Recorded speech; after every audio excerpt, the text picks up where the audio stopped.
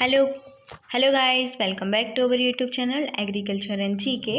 My self Anjali Namdev और आज हम डिस्कस करने जा रहे हैं जो अभी हाल फिलहाल में आपका पेपर हुआ है UP CATET exam BSc agriculture entrance exam paper 2021 को हम आज डिस्कस करने जा रहे हैं। तो आप हमारे वीडियो के एंड तक ज़रूर बने रहिएगा और आप इनके कुछ क्वेश्चंस को हम आपको देंगे तो आप उनके आंसर्स भी ज़रूर करिएगा। तो हम बात करें क्वेश्चन नंबर 1 की। तो बसा पाचक एंजाइम है, जो बसा पाचक एंजाइम है वो क्या है, वो है लाइपेज। करेक्ट आंसर है इसका लाइपेज, ए नंबर है ना। कॉकरोच में कितने जोड़े श्वास रंध्र पाए जाते हैं? जो कॉकरोच है ना, उसमें कितने जोड़े पेयर में जो श्वास रंध्र पाए जाते हैं वो कितने रहते हैं? वो होते हैं 10 होते हैं।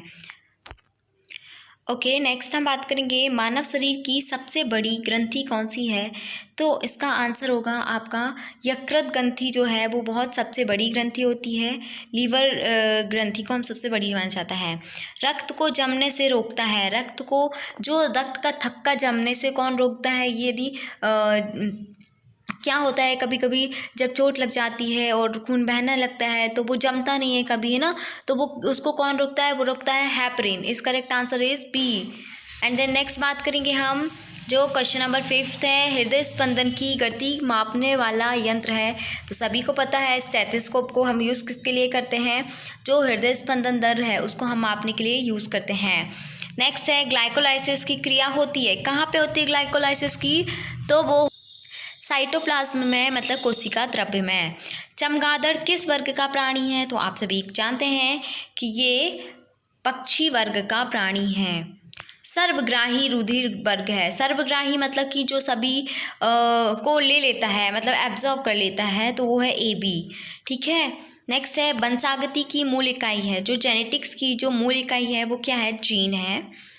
नेक्स्ट है अर्धसूत्री विभाजन की को किस अवस्था में क्रॉसिंग ओवर क्रिया होती है? तो जो अर्धसूत्री विभाजन है उसमें किस अवस्था में, किस स्टेज में, किस फेज में क्रॉसिंग ओवर जो होता है वो होता है? तो इसका आंसर आपका पैक्टीन स्टेज में ये क्रॉसिंग ओवर क्रिया होती है। केंद्र युक्त लाल रुधिर कणिकाएं पाई जाती हैं। तो इसका आंसर होगा आपका B, answer number A is correct. Option number मेंढक में जो होती हैं केंद्रक युक्त लाल रक्त कणिकाएं पाई जाती हैं। जल में मूल रोम होते हैं, जो जड़ है, जड़ रूट में जो मूल रोम्स जो रूट हेयर्स हैं वो किस टाइप के होते हैं? एक कोशिकीय, बहुकोशिकीय, दोनों। तो इसका आंसर एक कोशिकीय यूनिसेलुलर होते हैं। पत्तियों में अनुपस्थित होता है, तो पत्तियों में क्या नहीं पाए जाते हैं? पात्ररंध्र पाए जाते हैं, पात्ररंध्र नहीं पाए जाते हैं, जबकि ये सभी बाकी पाए जाते हैं। जाइलम द्वारा जल और खनिज लवणों का चालन होता है। क्या होता है? जो जाइलम है, जाइलम और फ्लोएम क्या है? कम इसके टिश्यू होते हैं जो कि क्या होते हैं? जल हो गए, ऑर्गेनिक मैटर हो गए और खनिज लवणों को क्या करते हैं? एक प्लेस से दूसरे प्लेस में पहुंचाने का काम करते हैं। तो जो जाइलम है उसका जल से और खनिज लवणों का चालान होता है, कहाँ से? जड़ से पत्ती की ओर। एक बीज पत्री अभ्रूण पत्ती पौधा है, तो इसका आंसर आपका आर्किड जो है करेक्ट आंसर। मक्का का दाना है, जो मक्का का दाना है वो जो ग्रेन है, ग्रेन ऑफ मेज है, वो ट्रू फ्रूट है। ठीक है, सत्य फल बोल सकते हो। लीची का खाने योग्य भाग है, जो लीची का खाया जाने वाला भाग है वो कौन सा है? एरिल। निम्न में से स्वपरागण होता है। स्वपरागण मतलब कि होता है सेल्फ पॉलिनेशन जिनमें होता है वो है आपका गेहूं में भी होता है, मटर सीम में भी होता है, आलू टमाटर में भी होता है। तो इसका आंसर क्या हो जाएगा? उपरोक्त सभी। नेक्स्ट है जूफिली में परागण होता है। जो जूफिली है उसमें परागण पशु के द्वारा होता है। नेक्स्ट हम बात करें कि भ्रूण कोश प्रतिनिधित्व करता है, तो इसका आंसर आपका होगा भ्रूण कोश जो है प्रतिनिधित्व करता है मादा युग्मोद्भिद के। ठीक है, इसका आंसर है बी इज करेक्ट आंसर। कोशिका भित्ति अनुपस्थित होती है, तो कोशिका भित्ति जो सेल वॉल है वो एब्सेंट किस पे होती है? जंतु कोशिका में, मतलब कि एनिमल सेल में जो है वो सेल वॉल नहीं पाई जाती है, ये आपको पता है, क्योंकि जो पादप सेल वॉल है उसमें तो कोशिका सेल वॉल प्रेजेंट रहती है ना। शब्द प्रोटोप्लाज्म किसके द्वारा दिया गया था? जो वर्ड प्रोटोप्लाज्म है वो किसने दिया था? वो दिया था पुरकिंजे ने। स्वपरागण द्वारा बीज विकसित होने वाला कहलाता है। तो स्वपरागण मतलब कि बोल सकते हैं आप लोग जो सेल्फ पॉलिनेशन के से जो बीज का विकसित होता है उसे हम बोलते हैं ऑटोगेमी बोलते हैं, कि स्वपरागण के द्वारा ही क्या होता है? बीज का विकसित होता है, बीज का डेवलपमेंट होता है। कोशिका का विद्युत ग्रह है, तो ठीक है क्या हो जाएगा, जो पावर हाउस है सेल का, उसे कहा जाता है किसको, माइटोकॉन्ड्रिया को कहा जाता है। आप सभी को पता है माइटोसिस की सबसे लंबी अवस्था, मतलब कि सबसे लंबी टाइम तक चलने वाली फेज़ है वो है पूर्वावस्था, इसे हम इंग्लिश में बोलते हैं प्रोफेज बोला जाता है इसको।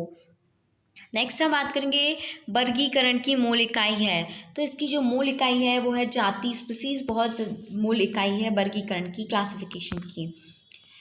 नेक्स्ट है प्रकाशिक और हिल अभिक्रिया, लाइट रिएक्शन और हिल रिएक्शन कहाँ पे होती है, वो होती है ग्रेना में होती है ना। प्रकाश संश्लेषण की दर सर्वाधिक होती है, तो सबसे ज़्यादा जो फोटोसिंथेसिस की रेट ऑफ फोटोसिंथेसिस होती है, हाई होती है, किस में होती है, वो होती है आपके C4 प्लांट में सबसे ज़्यादा होती है। धान, गेहूँ, मटर, सोयाबीन में पाया जाता है, C3 साइकिल इसमें पाया जाता है। नेक्स्ट है अति पराशरी विलयन में पानी के बाहर की तरफ बहाव के कारण कोशिका द्रव्य के सिकुड़ने की प्रक्रिया। देखो क्या होता है कि अति पराशरी विलयन होता है, हाइपरटोनिक सॉल्यूशन जो होता है इसमें पानी जो ये जैसे सपोज करो आपका कोई ठीक है सब्सटेंस जो है इसके अंदर का जो सब्सटेंस है ठीक है, तो वो क्या हो गया, बहाव के कारण क्या हो गया, कोशिका द्रव्य का हो जाता है, सिकुड़ जाता है। और इस प्रोसेस को हम क्या बोलते हैं, जीव द्रव्य कुंचन से बोला जाता है।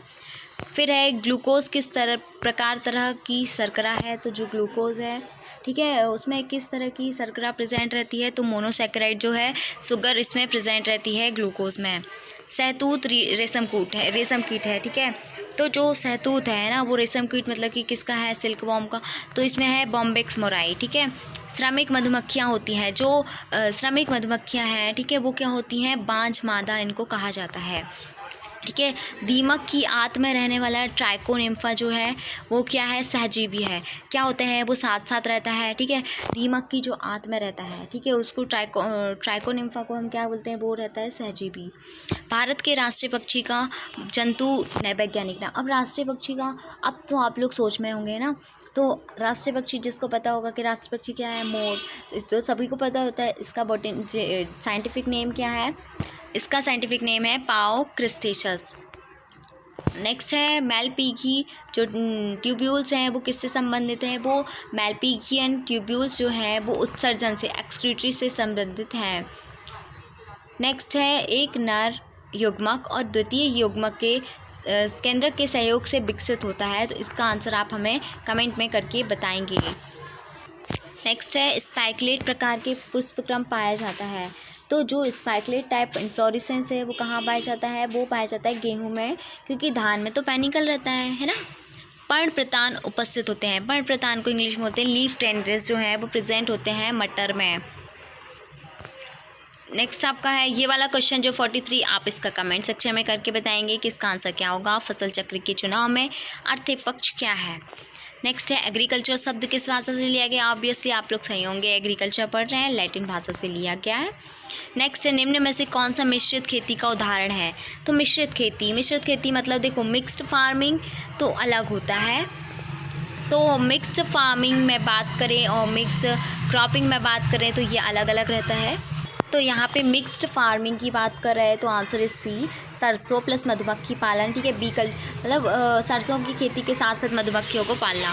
ओके नेक्स्ट जो क्वेश्चन है निम्न में से कौन सा जैव उर्वरक है, जैव उर्वरक मतलब बायो फर्टिलाइज़र है, इसका आंसर क्या होगा PSB, फॉस्फोर सोल्यूबलाइजर जो बैक्टीरिया है वो क्या होता है, जैव उर्वरक है।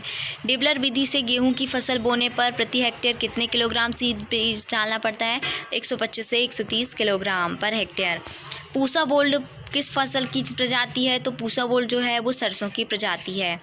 नेक्स्ट है पेंटोस शर्करा plus nitrogenous base is equal to क्या होगा आपका, न्यूक्लियोटाइड। फिर जड़ में मूल रोम होते हैं, फिर से वही क्वेश्चन रिपीट हो गया, एक कोशिकीय दैट मीन्स यूनिसेलुलर। कोशिया 45 का मान होता है, मतलब 1/√2 होता है इसका ठीक है, वैल्यू होती है 45 की, कोस 45 की। इसके आंसर्स को आप सॉल्व करेंगे मैथ्स के, आप हमें कमेंट सेक्शन में कमेंट करके बताएंगे। 2 सिक्के एक साथ उछाले जाते हैं, 2 हेड आने की प्राधिकता है। नेक्स्ट जो है ये वाले क्वेश्चन आपको सॉल्व करनी है, आपके लिए ये है वर्क। एंड देन नेक्स्ट बात करें,